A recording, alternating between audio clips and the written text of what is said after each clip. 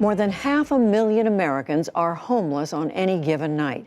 But on the West Coast, the problem has grown worse in recent years. And as John Yang explains, that is especially pronounced in California. Judy, the federal government says more than a quarter of America's homeless are in California. While homelessness fell in most states last year, in the Golden State, it rose 16%. The issue was the sole topic of Democratic Governor Gavin Newsom's State of the State address. Let's call it what it is. It's a disgrace that the richest state in the richest nation, succeeding across so many sectors, is falling so far behind to properly house, heal, and humanely treat so many of its own people. The state of California can no longer treat homelessness and housing insecurity as someone else's problem, buried below, other priorities that are much easier to win or better suited for sound bites. It's our responsibility, and it must be the top of our agenda. The governor laid out a series of proposals and asked lawmakers to work with him. Anita Chabria covers California state politics and policy for the Los Angeles Times. She's based in Sacramento, which is where she is right now. Anita, thanks so much for joining us. This is not a new issue for California. The governor himself had to deal with this when he was mayor of San Francisco. Why now? Why is he saying this is at the top of the agenda for the next year? I think there's a couple reasons you're seeing it happen so visibly right now. One is not just that we have the largest homeless population in the country, it's that we have the largest unsheltered population.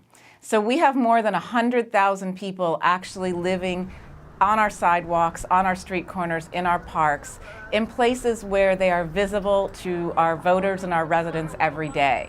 It's a problem that's in the rural areas, it's in the suburbs, it's in front of our schools and our libraries and our grocery stores. And so really you're seeing a governor and a legislature that can't ignore it because it is visible every day. And he's getting pressure on this from the president. The president saying if California can't solve this, the federal government will. Absolutely. He's getting political pressure from multiple angles. So President Trump has been very vocal about the fact that some federal action, though not a lot of details on that, could happen if the state doesn't make progress. And he's facing it, Newsom is facing pressure from his own constituents. More than about a third of the state considers this their top priority as an issue. And interestingly, a poll that just came out showed that almost 40% of Californians fear that they or someone they know could fall into homelessness. So it's a real fear here that the economic inequality, the rising housing prices, the systemic racism that we're addressing throughout the country are all things that are increasing homelessness for average people.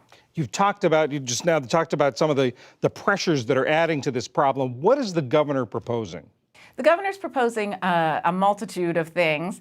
Most recently, he came up with $750 million that he'd like to put towards it as one-time funding kind of immediately. He's asking the legislature to fast-track that money. It would go towards rental assistance. It would go towards stabilizing board and care homes, which are, help people with disabilities or mental illness have shelter and care. It would go towards some affordable housing things. He's also asking the state to streamline how we can force people to have mental health treatment, how we can place them in conservatorships. And he's asking for some money for affordable housing as well. One of the most interesting things that is the big topic in the state right now is accountability. The governor is asking for accountability. We've spent $1.5 billion or allocated a $1.5 billion over the past couple of years to address homelessness, where we haven't really tracked that money very well or seen what the results are from it. So there's a real big push now to make sure that we keep track of the money we're spending and make sure it shows results. You talking about money. The governor called for a dedicated, sustained revenue stream. It sounds like a new tax. It could be. Is this issue of such big concern in California that people will support new taxes to address it? I think that's going to be the big question. So originally, the governor did not want to have ongoing funding, precisely for that reason, to not put another burden on the general fund and to not have to go after taxes. So he had originally pushed for one-time funding of $750 million. And you saw a lot of pushback from the groups that are actually doing homeless work and from a lot of the legislators saying, no, we simply can't fix this with one shot of money. And so now the question does become, what is the appetite for people to be taxed on it? One idea that has been floated is we have a millionaire's tax here that pays for mental health services, and perhaps extending that tax, increasing it on our wealthiest residents. But really, that's going to be the debate coming up for the next couple months is if you pay for it ongoing, how do you pay for it? How much support is there in the legislature? How much support is there among the voters for the other things that he talked about in his speech? There is tremendous support for action. So what that action is, I think people just want to see results. Another recent poll that came out said that more than 50% of people are in support of removing homeless encampments from public space. So there's a real desire to see people moved from this unsheltered situation into shelters and permanent housing. I just think it's how we do that. The devil's going to be in the details in terms of public support. The fact is we don't have enough shelters. We don't have enough affordable housing. So there is nothing we can do in this very, very immediate sense to get people into permanent housing because it doesn't exist.